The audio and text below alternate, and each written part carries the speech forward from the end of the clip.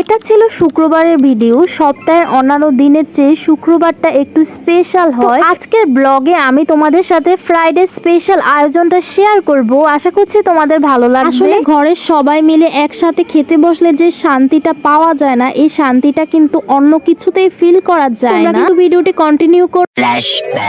So hello everyone, welcome to my new another blog. আশা করছি তোমরা সবাই অনেক ভালো আছো, আমিও ভালো আছি। আমার নতুন আরো একটি ব্লগে তোমাদের সবাইকে স্বাগত। ভিডিওটা আরো কয়েকদিন আগের করা, কিন্তু গতকাল রাতে এডিট করেছি। আসলে এখন ভিডিও করাই প্যারা লাগে, আর এডিট করা তো আরো প্যারা। গাইস মনে হয় কষ্ট করে ভিডিও করে, কষ্ট করে এডিট করে পেজে ছাড়লে একটা শান্তি আছে যদি ভিউয়ার্সরা দেখে। শুক্রবার দিন আমাদের স্পেশাল চিকেন বিরিয়ানি রান্না করা হয়, আর বিরিয়ানিটা এত বেশি মজা হয় গাইস, তোমাদের সাথে শেয়ার না করে থাকতেই পারলাম না। আগের দিন রাতেই সব বাজার করে রাখছিল বাবা। আর এখানে প্রথমেই পোলাও চালটা ধুয়ে নেওয়া হয়েছিল। পোলাও চাল নেওয়া হয়েছিল এখানে 1.5 কেজি, আর মাংসটাও মেরিনেট করে রাখা হয়েছিল। তো ভাবলো যে বিরিয়ানিতে আলু দেওয়া হবে, আলু দিলে কিন্তু খেতে আরও বেশি ভালো লাগবে। আমরা অনেক সময় রেস্টুরেন্টে গিয়ে দেখি যে বিরিয়ানিতে আলু দেওয়া হয়, কিন্তু বাসায় খুব কমই দেওয়া হয়।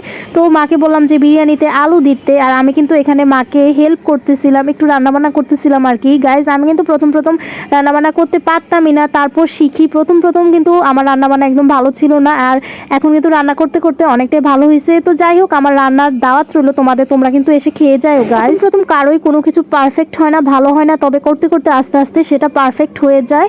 আর প্রথম কারো কিছু ঠিক না হলে তাকে নিন্দা করার কিছু না। যাই হোক, কথায় এখানে আলুটাও ভেজে ফেলা হয়, মাংসটাও রান্না করে রাখা হয়, আর এখন পোলাওটা রান্না করা হচ্ছে। তো এখানে 1.5 কেজি পোলাও চালের জন্য 3 কেজি জল দেওয়া হয়েছে।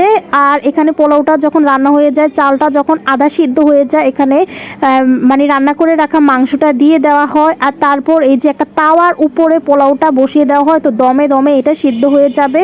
আর এখানে কিছু সালাদ কেটে রাখা হয়, যেমন শসা, তারপরে পেঁয়াজ। আর এখানে কিন্তু বিরিয়ানির সাথে 2টা টমেটো দেওয়ার পরে না বিরিয়ানির স্বাদটা আরো বেড়ে যায়। এখানে পোলাওর সাথে কয়েকটা কাঁচামরিচও দিয়ে দেওয়া হয়। তো যাই হোক, এখানে বিরিয়ানিটা রান্না কমপ্লিট। তো বিরিয়ানির সাথে যদি বেগুনি না থাকে সেটা কি মানায় গাইস? তো এখানে তো আগেই তোমরা দেখছো ভিডিওতে যে বেগুনি ভাজার প্রসেসটা রেডি করা হয়েছিল। বেসন, ময়দা, হলুদ, লবণ মাখিয়ে, তো বেগুনিটা মাখিয়ে এখানে তেলের মধ্যে বেগুনিটা ভেজে ফেলা হয়। তো কিছুটা ভেজে ফেলা হয়েছে, নামিয়ে নেওয়া হয়েছে, আর বাকিগুলো রয়েছে ভাজা হবে আস্তে আস্তে। তো এখানে কিন্তু বিরিয়ানি রেডি গাইস, আর আমি এখন খেতে বসবো। তো খাওয়ার পর তোমাদের সাথে রিভিউটা শেয়ার করব। তো এক লোকমা যখন মুখে নিলাম না গাইস, অনেক ভালো লাগছে, অনেক বেশি ইয়ামি হয়েছে।